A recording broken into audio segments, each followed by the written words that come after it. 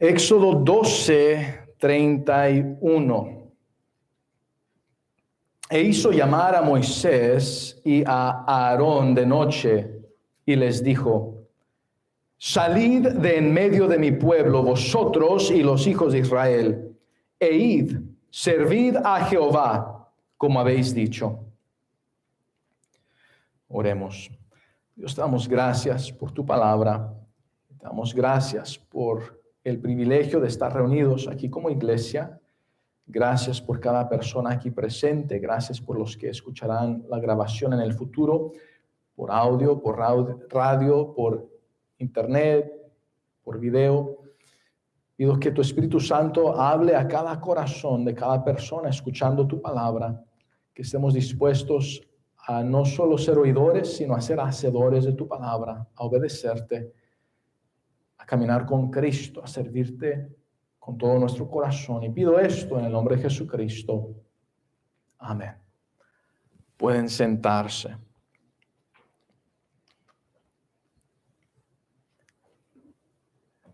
Titulé este mensaje: Libertados del pecado para servir a Dios. Libertados del pecado para servir a Dios. Y lo que miramos es a el rey de Egipto, a Faraón, después de las 10 plagas, por fin diciéndole a la nación de Israel, mandando este mensaje a Moisés, cuando dice: e hizo llamar a Moisés y a Aarón de noche y les dijo: salid de en medio de mi pueblo, vosotros y los hijos de Israel. ¿Por qué? Porque la nación de Israel no era pueblo de Faraón, no eran egipcios, eran israelitas. Faraón tenía su pueblo y ese eran los egipcios. Dios tenía su pueblo y es la nación de Israel. En este pasaje miramos entonces, Faraón le dice a los representantes de Israel, a Moisés y a Aarón: salid de en medio de mi pueblo, vosotros y los hijos de Israel, e id, servid a Jehová, como habéis dicho. ¿Por qué se dice los hijos de Israel? Bueno, la nación de Israel se llama Israel por causa de que Dios le cambió el nombre a Jacob, de Jacob, que quiere decir suplantador, a Israel, príncipe delante de Dios. Entonces, Israel llegó a tener ese nombre, Jacob, cuando se humilló delante de Dios con lágrimas, con ruegos, con súplicas, pidiéndole que le ayudara, que le protegiese de su hermano que venía en contra de él con 400 hombres de guerra. Y entonces Dios le cambió el nombre y dijo: ya no serás más Jacob, sino Israel. Y los hijos se les dice como hijos de Israel, que es la nación de Israel. Y tuvo 12 hijos, entonces es como si fuesen 12 estados. En la Biblia se les llama 12 tribus. Y a cada una de esas, Dios son los hijos de Israel, parte de la nación de Israel. Pero por causa de que Dios le había dicho a Abraham que Dios le iba a permitir que heredase la tierra prometida, y puesto que Abraham dudó en Génesis capítulo 15, fue que Dios les dijo que haría esto para comprobar que Dios cumpliría lo que él prometió. En Génesis capítulo 15 dice el versículo 7, y le dijo: yo soy Jehová, que te saqué de Ur de los Caldeos para darte a heredar esta tierra.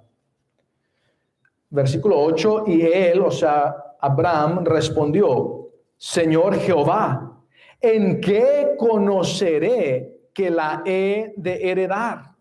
Ahora noten entonces que en este pasaje Abraham dudó de que los descendientes de Abraham heredarían la tierra prometida, que heredarían ahí la tierra de Canaán. ¿Por qué?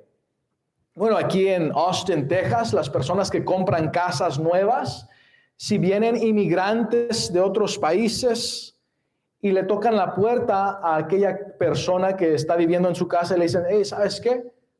dame tu casa, regálame tu casa. ¿Tú crees que ellos le van a regalar su casa nada más porque alguien de otro país viene diciendo que les den su casa? Pues claro que no. Y de la misma manera, los de la tierra de Canaán no le iban a regalar sus casas y sus propiedades y su tierra nada más a los israelitas, nada más porque llegaron ahí. Y si le dicen, bueno, es que Dios nos dijo que Él nos va a dar esta tierra por posesión y entonces tú debes de regalarme esta tierra, ellos no iban a obedecer la voz de Dios, ellos iban a pelear en contra de la nación de Israel. Y entonces Abraham, sabiendo que su descendencia iba a tener que pelear en contra de esa tierra, de la gente de Canaán, para tener la posesión de la tierra prometida, él dudó. Y dijo, ¿cómo conoceré que la he de heredar? ¿En qué conoceré que la he de heredar? Y entonces miramos que Dios le contesta esa pregunta en el versículo 13. Entonces Jehová dijo a Abraham, ten por cierto que tu descendencia morará en tierra ajena y será esclava allí y será oprimida 400 años. Mas también a la nación a la cual servirán, juzgaré yo. Y después de esto saldrán con gran riqueza. Entonces Dios le está diciendo, mira, puesto que tú dudaste y puesto que tú quieres evidencia que sea tan asombrosa, tan milagrosa, que sea tan imposible que solamente yo pueda hacerlo, no solamente tu descendencia va a conquistar esta tierra de Canaán, sino que primero los voy a llevar a otra nación. Y en Egipto serán esclavos por 400 años. ¿Qué quiere decir eso? Que cuando Jacob, Israel fueron a Egipto, recuerden que los hermanos de José, hijos de Jacob, vendieron a José como esclavo y ellos, los madianitas, lo vendieron en Egipto a Potifar y comenzó desde entonces, fue un total de 430 años, comenzó desde entonces a estar ahí. Después de unos 15 años, 10 a 15 años, ya Israel y sus otros hijos entraron a Egipto y vivieron ahí, pero cuando murió Faraón, murió José y otro faraón que no conocía a José comenzó a gobernar, a reinar como faraón en Egipto, como rey de Egipto, empezó a oprimir a la nación de Israel y dijeron, esta nación se ha vuelto más poderosa que nosotros, tienen más hijos que nosotros, no vaya a ser que alguno de nuestros enemigos vengan y peleen en contra de nosotros y los israelitas, en lugar de defendernos y estar a nuestro favor, peleen en contra de nosotros con nuestros enemigos. Mejor hay que tratarlos como que no son humanos. Son así como diferentes insectos y como lombrices ahí o como serpientes ahí nada más. Hay que tratarlos como que no son humanos. ¿Y sabes qué? Al mirar como que no son humanos, una raza menos humana que nosotros, hay que mandar que las parteras maten a sus hijos. Y que entonces cuando nazcan los hijos, las parteras los maten y ya le enseñen el cuerpo muerto, el cuerpo pálido del bebé. Y digan, no, pues nació muerto. Y de esa manera empezar a quitar la vida de sus hombres, de sus hijos y hacerlos más débiles. Y después, si a pesar de eso nacen y están bien y no podemos matarlos de esa manera, aún los pequeños, los niños, aquellos que ya lograron sobrevivir o que las mamás tuvieron los hijos antes de que llegaran las parteras, al darse cuenta que esto va a pasar, que cuando ya crezcan 1 año, 2 años, 3 años, que cualquier ciudadano egipcio, cualquier hombre, mujer, joven, niño, niña, quien sea, legalmente agarrar a los niños, a los varones, a los niños israelitas y los avienten al río Nilo y se ahoguen y se mueran y de esa manera causar que su población mengüe. Y cuando pasó eso, ya habían vivido como esclavos, comenzaron a vivir como esclavos y ellos, al morir y sus hijos crecer, crecieron siendo esclavos y ellos al morir y su descendencia nacer y crecer, ya 3, 4 generaciones habían sido esclavos. Y dice Dios, el milagro, lo asombroso va a ser que ellos siendo esclavos del país más poderoso en el mundo en aquel tiempo, ellos van a poder salir con toda la riqueza de ese país y van a poder entrar a la tierra que yo les prometí y van a poder conquistarla y van a poder heredar la tierra que yo les dije. Y eso comprobará que lo que yo prometí sucederá. Porque Abraham había dicho, ¿en qué conoceré que esto sucederá? Y Dios le dice de esta manera. Y ¿sabes qué? Aunque es asombroso lo que Dios hizo con esas 10 plagas, realmente es triste que sucedió todo eso porque nunca debió de haber sucedido si Abraham hubiese creído en vez de dudar. Y nuestros hijos pueden sufrir y sufrirán consecuencias negativas cuando nosotros, en lugar de confiar en Dios y obedecer a Dios, dudamos de Dios y no confiamos en Él, que Él hará lo que Él dice que hace y que hará. Y entonces ahora miramos que ya 400 años, ya tienen casi 400 años en Egipto y Moisés nace, su hermana María lo esconde en el río Nilo. Sabemos la historia de cómo Dios lo protegió de que los cocodrilos en el río Nilo no lo mataran y cómo Dios lo guió a que llegase a vista de la princesa, hija de Faraón. Y lo trajesen, lo sacasen del agua. En sí el nombre Moisés significa sacado del agua. Recuerden que para los egipcios el río Nilo era un dios. Ellos eran idólatras. Ellos pensaban que el sol era el dios más fuerte de los otros dioses y creían que el río Nilo era uno de sus dioses, un dios. Y al sacar a Moisés del río Nilo, estaban en su mente pensando que el río Nilo había dado a luz un semidios. Y al llamarse Moisés a oídos de los egipcios, estaba refiriendo que él era hijo del río Nilo, que él era un semidios. Y él creció adoptado en la familia de la princesa, hija de Faraón, como un príncipe, como un egipcio. Él estudió y aprendió en lo que era la mejor educación en aquel tiempo. Él fue entrenado en lo que era la mejor guerra y tácticas de guerra en aquel tiempo, en el mejor ejercicio, en la mejor comida, en lo mejor de todo, en las mejores riquezas de aquel tiempo. Y a los 40 años de edad, él, habiendo no hablado muy bien el hebreo, puesto que él creció hablando el idioma egipcio de Egipto, a pesar de eso, él miró, ya conociendo que él había nacido siendo esclavo y la historia, él miró a un israelita siendo golpeado por uno de estos dueños, estos señores maltratando a este israelita. Y entonces Moisés miró alrededor, no miró a nadie que lo estuviera mirando y fue y peleó en contra de este soldado, de este hombre, y lo mató y lo enterró en la arena, pensando que Dios lo iba a usar a él en su fuerza, en su sabiduría, en su conocimiento para libertar a la nación de Israel, pero ni siquiera pudo libertar a una persona porque esa persona siguió siendo esclava. Y el siguiente día miró a 2 israelitas peleándose, 2 hebreos, y les dice, hey, ustedes son hermanos, no se estén peleando. Y le dijeron, ¿y qué? ¿Nos vas a matar como mataste al egipcio? Se espantó Moisés porque dijo, si Faraón escucha lo que hice, va a pensar que yo soy un traidor y me va a matar. Y entonces Moisés, en lugar de decir, ¿sabes qué?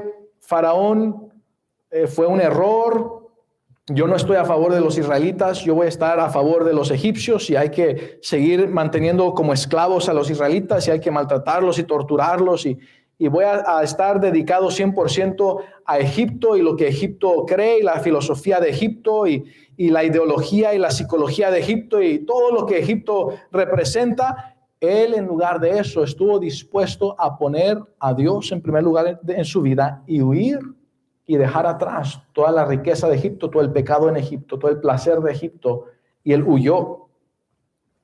Los egipcios odiaban a los pastores de ovejas. Era algo que para ellos era de muy baja clase. Y lo que Dios hizo fue que Moisés por los próximos 40 años fuese pastor de ovejas.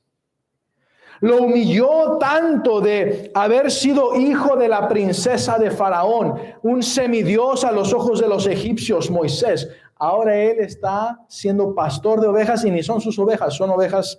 Ahora se casa con una mujer y dice que ahora es pastor de las ovejas de Jetro, su suegro. Por 40 años pastorea ovejas. Y qué escuela, qué universidad de humildad tuvo que pasar Moisés.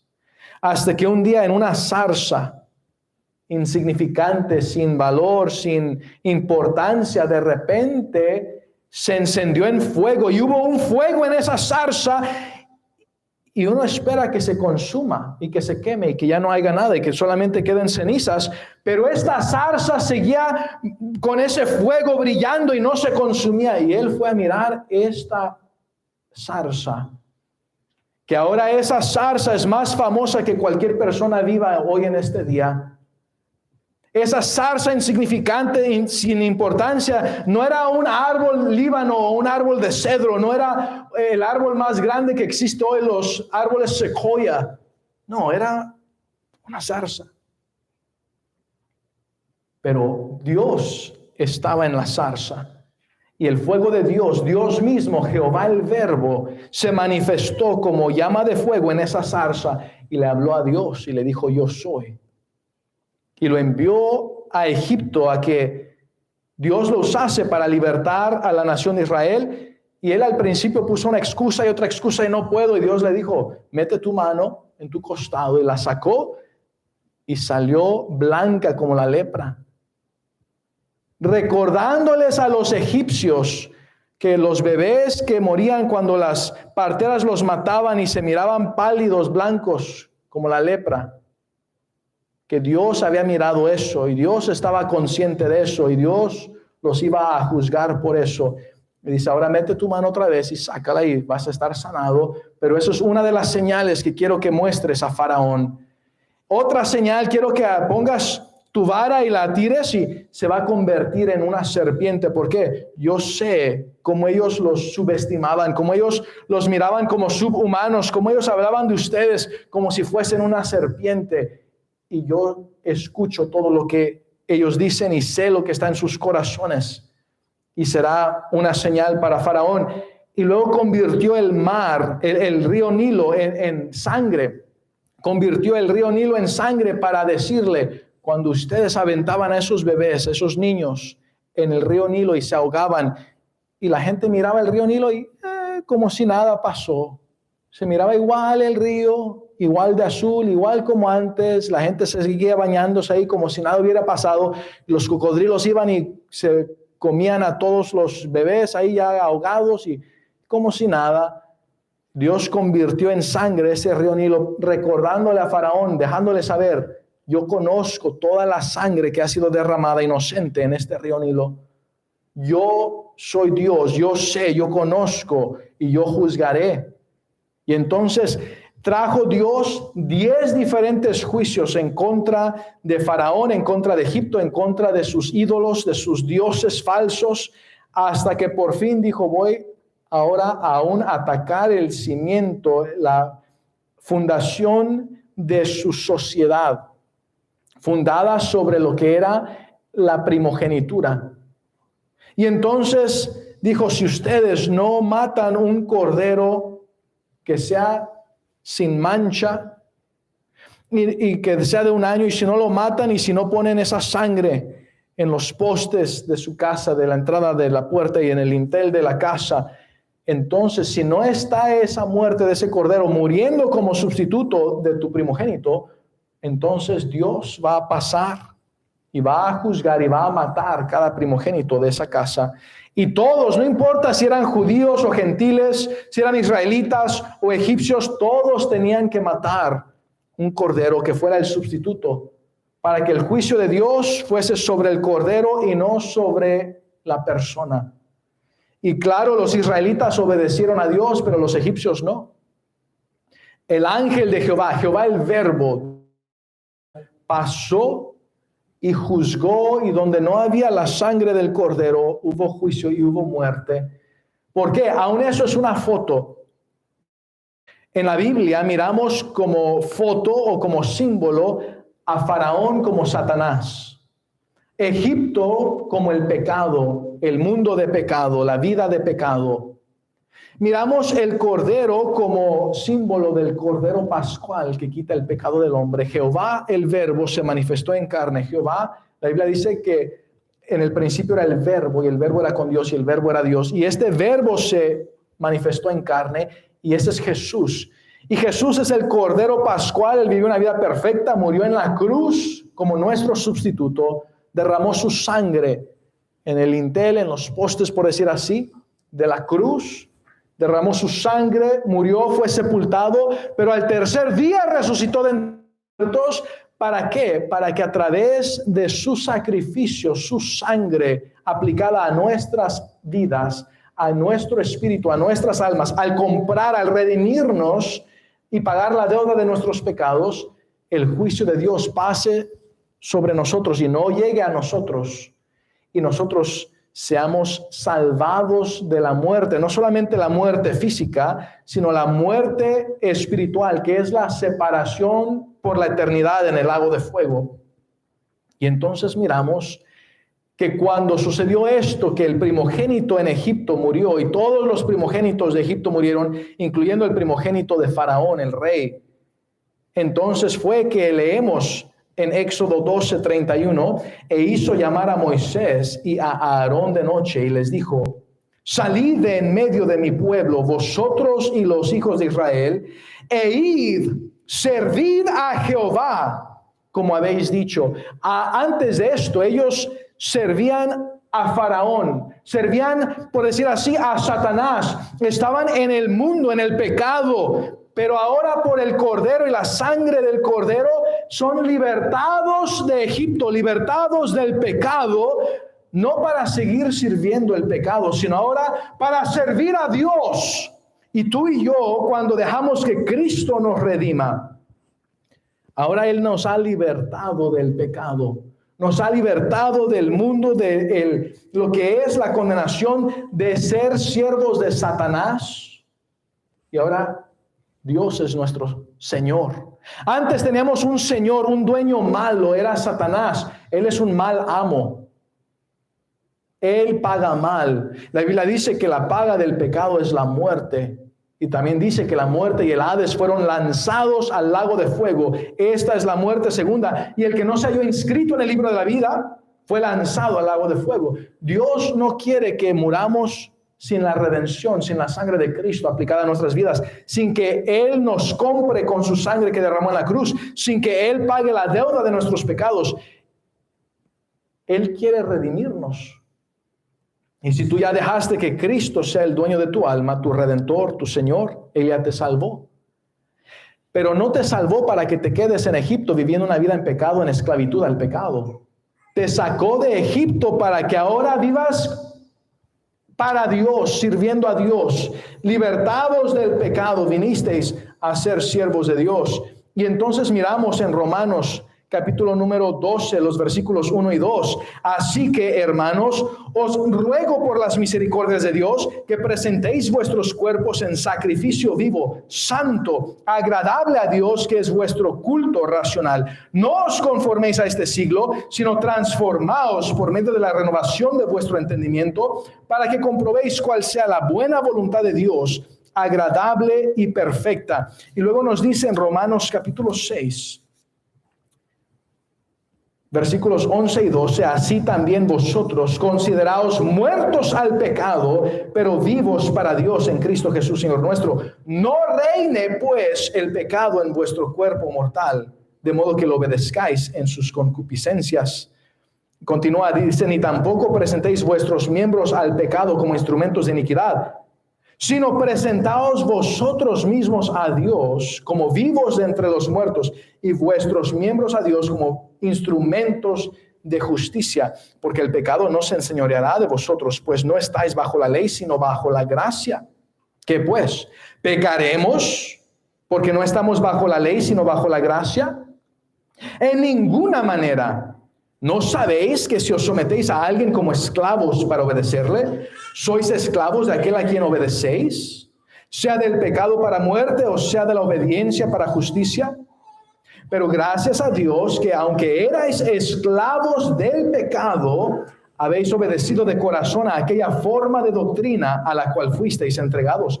Y libertados del pecado, vinisteis a ser siervos de la justicia. Mire, somos libertados del pecado para servir a Dios.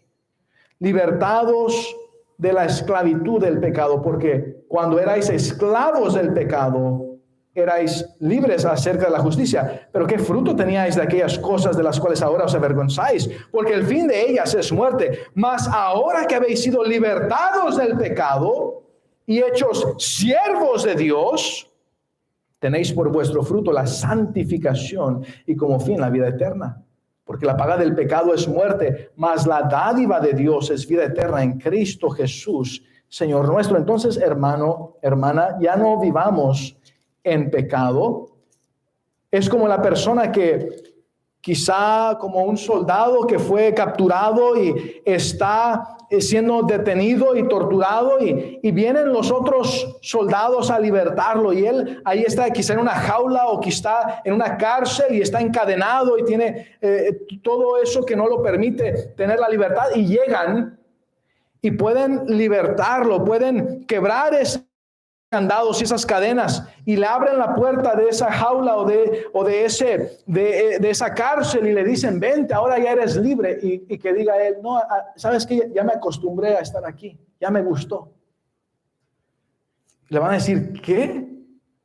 ¿Por qué te quieres quedar allá adentro? Aquí es mejor la vida. No, y se pone las cadenas ya sin candado, porque ya no hay candado, pero ahí se las pone. Y cierra la puerta ya sin candado, pero la cierra porque aquí me gusta cómo estoy. Así es el creyente, el Hijo de Dios, que continúa separado de Dios, desobedeciendo a Dios, viviendo en pecado, como si fuese esclavo del pecado todavía, siendo que Dios ya lo ha libertado. Miramos en Gálatas capítulo 5 y el versículo 13 dice, porque vosotros, hermanos, a libertad fuisteis llamados, solamente que no uséis la libertad como ocasión para la carne, sino servíos por amor los unos a los otros. Entonces, cuando tú sirves a Dios, Él te va a guiar en qué manera servir a los demás. Y cuando tú sirves a Dios, ya no vas a estar sirviendo el pecado. La Biblia dice que Satanás es engañador y él pone los deseos de los ojos, los deseos de la carne y la vanagloria de la vida. Y quizá sigues mirando películas que no debes de ver, películas perversas o películas de horror, ocultismo y satanismo y todo eso. Deja de mirar eso a Dios no le agrada. Deja la esclavitud del pecado. Ahora mira cosas que a Dios sí le agradan. Las cosas antes que tú hacías, quizá antes robabas o golpeabas a la gente o hacías cosas indebidas. Y Dios dice, ahora usa tus manos para el bien, para servir a otros, para servirme a mí. Antes tú ibas a lugares que no debías de ir, a antros o bares. Dice Dios, ahora tú no vayas, ya no uses tus pies para ir al pecado y servir al pecado. Ahora usa tus pies para compartir las buenas noticias del evangelio, del amor de Dios, y ve y reparte folletos, ve y comparte las buenas nuevas con otros. Lo que antes escuchabas, la música impía, la música que a Dios no le agrada, ahora desecha eso y escucha cosas que son piadosas. Sé libertado del pecado, ahora sirve a Dios, Ahora escucha música que agrada a Dios. ¿En qué áreas estás todavía actuando como que eres esclavo del pecado cuando realmente Dios ya te ha libertado del pecado? ¿En qué maneras estás sirviendo a Satanás cuando deberías estar sirviendo a Dios? ¿De qué sirve si ganares todo el dinero del mundo y perdieres tu alma? Hay personas que no son salvas, que van tras el dinero y Satanás les da la carnada. Ahí una lombriz en el anzuelo y el pez va y mira a la lombriz y se le antoja y le muerde y luego se le hace el anzuelo le hace un hoyo ahí en su cachete y si se pudiese librar de ese anzuelo, va a quedar con ese hoyo en su cachete el resto de su vida, marcado que la consecuencia de ese pecado. Y Satanás te muestra tentación y tú miras la carnada, pero si tú sirves el pecado, lo que va a pasar es va a haber consecuencias y vas a tener esa consecuencia del pecado, ese hoyo en tu cachete ahí que muestre, por decir así, la consecuencia de esas malas decisiones, de ese engaño de Satanás. Pero Dios es bueno. Mejor tú camina con Cristo, tú sirve a Cristo. ¿Sabes que Él no necesita que le sirvamos? Él es todopoderoso, Él con su voz creó el universo. Todo diseño tiene un diseñador. Por definición es imposible que algo que tiene un diseño no tenga un diseñador. Eso es irrefutable. Mírate en el espejo, tú tienes la imagen de Dios, tú eres creado a la imagen de Dios. Tu diseño fue diseñado por el Creador, por Dios mismo. Y Él es bueno. Y Él quiere que tú vivas para tu Padre Celestial. Si tú has dejado que Cristo te redima, Él te ha adoptado, has sido agregado a la familia de Dios y Él te da el privilegio de servirle. Cuando yo le pido a mi niña de 5 años que traiga una cuchara, no es que yo no puedo ir por una cuchara y agarrarla. No es que yo necesite de ella, sino le estoy dando el privilegio de ayudarme, el privilegio de servirme, el privilegio de hacer algo por mí y yo la recompenso. No solamente ella desea tener esa comunión conmigo y ese compañerismo y esa relación que tenemos, pero ella después quizá quiera un helado o un dulce o quizá quiera un regalo y cuando ella es obediente es más probable que le diga que sí. No hace eso para las bendiciones, lo hace eso porque me ama y desea agradarme y yo le permito eso y la recompenso, pero ella lo hace por amor a mí, porque soy su papá y nosotros tenemos un Padre Celestial. Jesús le dijo, Abba Padre, papá. Tenemos un Padre Celestial y Él nos da el privilegio de hacer cosas para Él, por Él, y nos da recompensas eternas. Entonces no sirvas a quien fue tu mal amo, sirve a tu Padre Celestial, sirve a Dios.